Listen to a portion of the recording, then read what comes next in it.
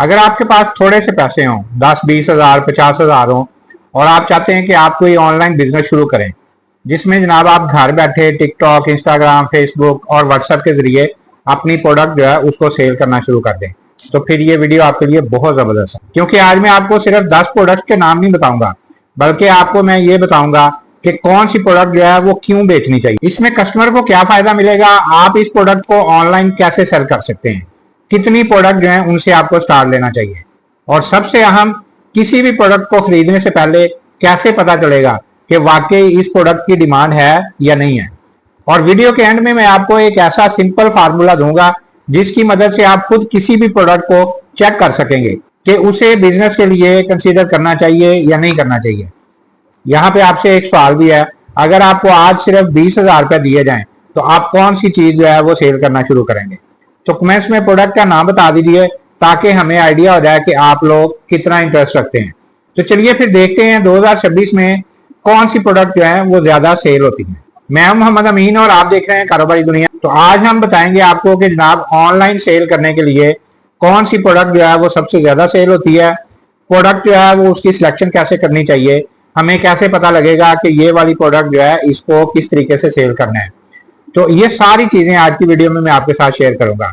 आपको टॉप जो 10 में आ रही है प्रोडक्ट वो मैं बताऊंगा कि उनमें से फिर जो आपका इंटरेस्ट है उसको आप शुरू करके अपना कारोबार जो है वो शुरू कर सकते हैं। तो चलिए फिर देखते हैं। सबसे पहले नंबर पे जो है ना वो है जनाब लेडीज गारमेंट्स।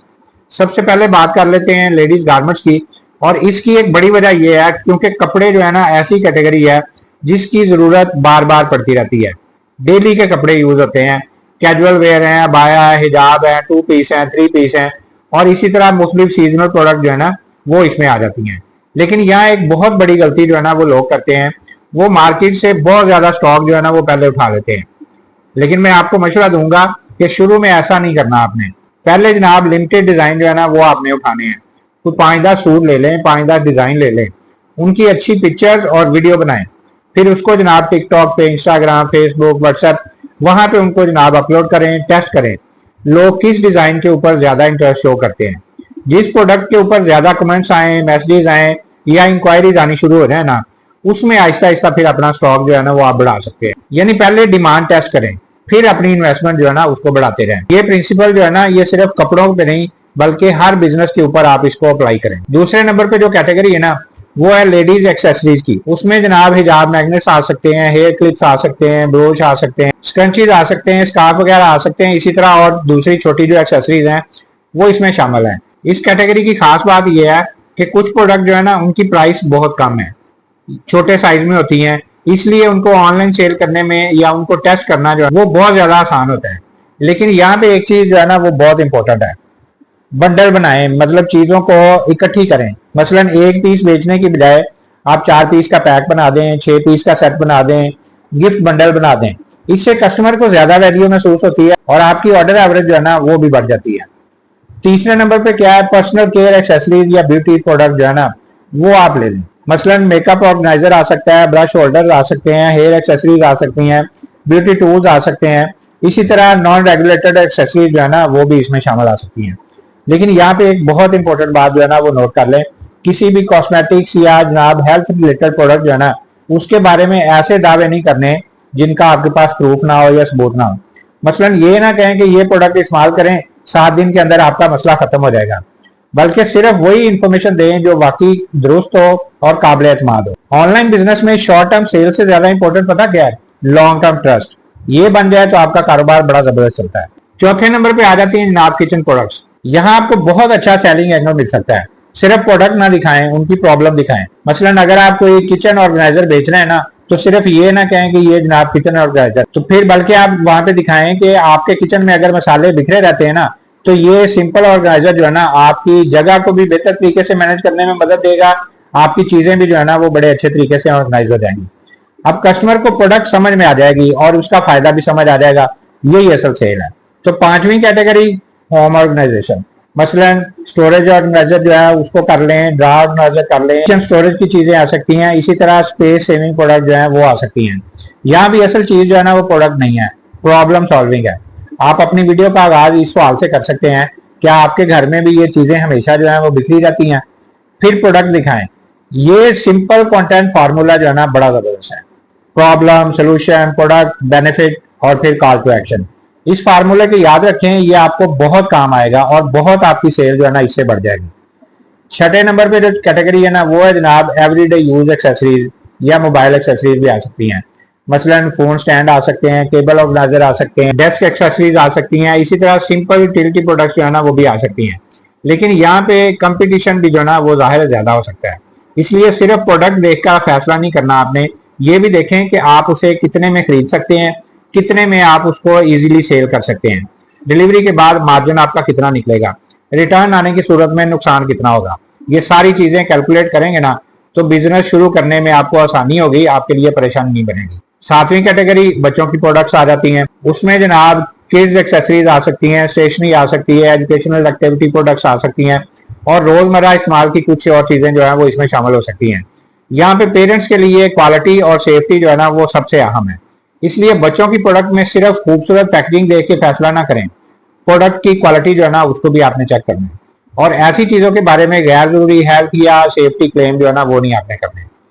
आठवीं कैटेगरी आ जाती है जनाब कस्टमाइज गिफ्ट्स। उसमें नेम बेस्ड गिफ्ट्स आ सकते हैं, कस्टमाइज मग आ सकते हैं, फ्रेम्स आ सकते हैं, कीचेन आ सकते हैं, गिफ्ट बॉक्सेस आ सकते हैं, स्पेशल ओकेजन जो है प्रोडक्ट्स वो भी आ सकती हैं। इस बिजनेस में एक फायदा ये भी है कि कस्टमर सिर्फ प्रोडक्ट नहीं खरीद रहा, वो एक जनाब ओकेजन के लिए खरीद रहा है। Birthday, anniversary, wedding, Eid, mother's day, father's day, इस तरह की चीजें जो है ना उनके लिए स्पेशल गिफ्ट वो खरीदना चाहता है। यहाँ आपकी मार्केटिंग जो है ना उसी इमोशन के गिफ्ट जो है ना वो होनी चाहिए। मसलन अपनी बहन की बर्थडे पे उसे क्या गिफ्ट दें, अब आपने प्रोडक्ट से पहले कस्टमर की सिचुएशन जो है ना उसकी बात कर दी है, तो इसी तरह चीजें करेंगे तो आपकी सेल बढ़ेगी। 9वें नंबर पे जो कैटेगरी है वो जनाब स्टेशनरी, खासतौर पर स्टूडेंट्स और बच्चों के लिए जो है ना इसमें प्रोडक्ट्स हैं। मसलन नोटबुक्स हो सकती हैं, प्लानर्स हो सकते हैं, पेन हो सकते हैं, डेस्क ऑर्गेनाइजर हो सकते हैं, स्टडी एक्सेसरीज हो सकती हैं। लेकिन यहाँ भी सिर्फ प्रोडक्ट नहीं, यूज केस दिखाएं। मसलन एक खूबसूरत स्टडी सेटअप बनाएं, प्रोडक्ट इस्तेमाल करते हुए दिखाएं, कस्टमर को तसव्वुर करवाएं कि प्रोडक्ट उसकी जिंदगी में कहाँ पे फिट होगा। 10वें नंबर पे जो कैटेगरी है ना वो डिजिटल प्रोडक्ट्स हो सकती हैं। ये फिजिकल प्रोडक्ट से मुख्तलिफ हैं। मसलन आप पीडीएफ गाइड कर लें, ई बुक कर लें, template, checklist, design template, online educational material हो सकते हैं। इसमें इन्वेंट्री और फिजिकल डिलीवरी जो है ना उसकी जरूरत नहीं है। लेकिन यहाँ भी एक खास असूल है, सिर्फ वही चीज बनाएं जो वाकई कस्टमर के किसी मसले को हल कर रही है। मसलन अगर आपको ऑनलाइन सेलिंग आती है ना तो बिगनर्स के लिए आप प्रैक्टिकल चेकलिस्ट बना सकते हैं। आप डिजाइन जानते हैं तो टेम्पलेट बना सकते हैं। अगर आप किसी फील्ड में एक्सपर्ट हैं तो जनाब एजुकेशनल गाइड बना सकते हैं। लेकिन यहाँ भी याद रखिए डिजिटल प्रोडक्ट भी तभी बिकती है जब उसमें रियल वैल्यू हो। अब यहाँ पे सबसे इंपॉर्टेंट और अहम सवाल ये है, इन 10 में से कौन सी प्रोडक्ट सबसे ज्यादा बिकने वाली है, सबसे ज्यादा कामयाब होगी? इसका जवाब सिर्फ लफ्जों में नहीं दिया जा सकता, क्योंकि प्रोडक्ट एक शहर में अच्छी सेल हो सकती है लेकिन दूसरे शहर में हो सकता ना हो। एक सेलर की प्रोडक्ट जो है वो प्रॉफिटेबल हो सकती है, दूसरे की हो नहीं हो सकती। इसलिए आपको एक सिंपल 5 पॉइंट टेस्ट जो है ना वो देता हूँ। किसी भी प्रोडक्ट को बिजनेस के लिए सिलेक्ट करने के लिए ना ये 5 सवाल जो है जरूरी है। क्या लोग वाकई ये प्रोडक्ट जानते हैं? YouTube, Instagram, TikTok, Facebook, market place, इनके ऊपर देखें कि लोग इस कैटेगरी में क्या देख रहे हैं और क्या खरीद रहे हैं। सवाल नंबर 2, क्या इस प्रोडक्ट को वीडियो में आसानी से दिखाया जा सकता है? अगर प्रोडक्ट का फायदा वीडियो में 10 से 20 सेकंड में समझाया जा सकता है तो ये जनाब सोशल मीडिया सेलिंग के लिए प्लस पॉइंट हो सकता है। तीसरा सवाल, क्या इसमें मुनासिब मार्जिन है? सिर्फ ये ना देखें कि ये जनाब प्रोडक्ट 500 रुपए की ली है और 800 में बेच दी है, उसमें डिलीवरी, पैकेजिंग, प्लेटफॉर्म फीस, इस तरह रिटर्न है, एडवर्टाइजमेंट है, इन सब की जो रकम जो है ना वो भी आपने शामिल करनी है, तो फिर आपका मार्जिन जो है ना वो निकलेगा। चौथा सवाल, क्या कस्टमर दोबारा खरीद सकता है? रिपीट कस्टमर बिजनेस को जो है ना वो बहुत ज्यादा मजबूत बनाते हैं। अगर कस्टमर एक बार खरीद कर दोबारा आ सकता है ना तो आपको हर दफा कस्टमर के पीछे भागने की नहीं पड़ेगा, भागने की जरूरत नहीं पड़ेगी, आपका जो कारोबार है वो चल पड़ेगा। पांचवा सवाल, क्या मैं इस प्रोडक्ट में कम से कम 30 वीडियोस बना सकता हूँ? ये सवाल बहुत ज्यादा इंपॉर्टेंट है।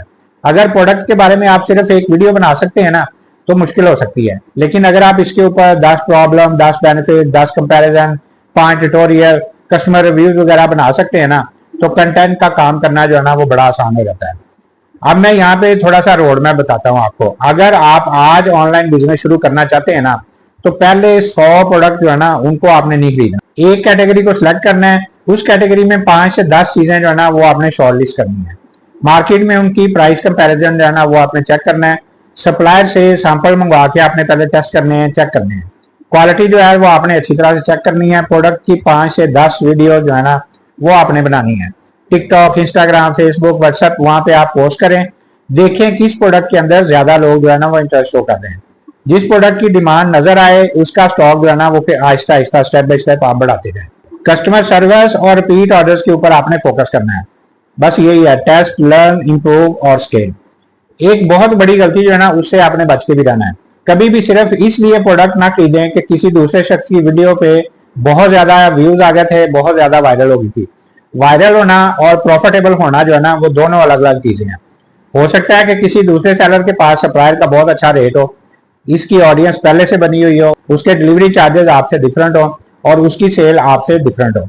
इसलिए हमेशा अपना टेस्ट करें। अब आपके लिए भी यहाँ पे जनाब एक चैलेंज है। आज ही अपने मोबाइल पे जाएं, फेसबुक, इंस्टाग्राम, टिकटॉक और यूट्यूब खोलिए।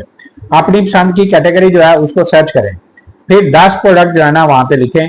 उनमें से सिर्फ 3 प्रोडक्ट जो है ना उनको शॉर्ट लिस्ट कर दें। फिर हर प्रोडक्ट के सामने लिखें cost, selling price, expected profit, demand और कंपटीशन। और एंड में सिर्फ एक प्रोडक्ट जो है ना उसको टेस्ट करें। तो याद रखिए, बिजनेस शुरू करने के लिए सब कुछ जानना जो है ना वो जरूरी नहीं है, लेकिन जो नहीं जानते उसे सीखना जो है ना वो बहुत ज्यादा जरूरी है। तो आखिर में मैं आपको एक बहुत जबरदस्त बात बताता हूं। अगर आपके पास थोड़े पैसे हैं तो उसे अपनी कमजोरी ना समझें। कम सरमाए का मतलब यह है कि आपको स्मार्ट तरीके से शुरू करना पड़ेगा। पहले छोटा टेस्ट, फिर रिजल्ट, फिर इन्वेस्टमेंट, फिर ग्रोथ। किसी के 10 लाख के बिजनेस को देख के अपना 20,000 का बिजनेस जो है ना वो आपने कंपेयर नहीं करना, कंपैरिजन नहीं करना। आपका मुकाबला सिर्फ अपने कल से है। अगर आज आपने एक प्रोडक्ट टेस्ट कर ली, कल 2 कस्टमर से बात की, परसों 3 वीडियोस बनाई, तो आप समझ लें कि आप आगे बढ़ रहे हैं। तो अपने कमेंट्स में बताइए इन 10 कैटेगरीज में से आप किस कैटेगरी के ऊपर बिजनेस करना जो है ना वो चाहते हैं। लेडीज गारमेंट्स पे, लेडीज एक्सेसरीज पे, ब्यूटी एक्सेसरीज पे, किचन प्रोडक्ट्स पे, होम ऑर्गेनाइजेशन पे, mobile accessory, kids product, customised gift, stationery या डिजिटल प्रोडक्ट्स। याद रखिए, बड़ा बिजनेस हमेशा बड़े पैसे से शुरू नहीं होता। कभी कभी एक सही प्रोडक्ट, एक मोबाइल, एक अच्छी वीडियो और मुसलसल मेहनत से सफर जो है ना वो भी शुरू किया जा सकता है और उसको भी बड़े लेवल पे लेके जाया जा सकता है। इसी तरह हम रोज नई नई वीडियोस आपके लिए लेके आते रहते हैं। अपने कमेंट्स में जरूर बताया करें कि हमारी वीडियो से आपको क्या सीखने को मिलता है। अगर किसी बिजनेस के बारे में आप जानना चाहते हैं तो हमें जनाब अपने कमेंट्स में बताएं, उसी के मुतालिक हम डिटेल वीडियो आपके लिए लेके आएंगे। अपनी राय का, अपने कमेंट्स का जरूर इजहार किया करें। वीडियो अच्छी लगे तो आपने इसको लाइक भी करना है। चैनल सब्सक्राइब करेंगे तो रोज नई नई वीडियोस आपको देखने को मिलती रहेंगी। तो एक नई वीडियो लेके आपके सामने दोबारा हाजिर होंगे। अगली वीडियो तक के लिए अल्लाह हाफिज।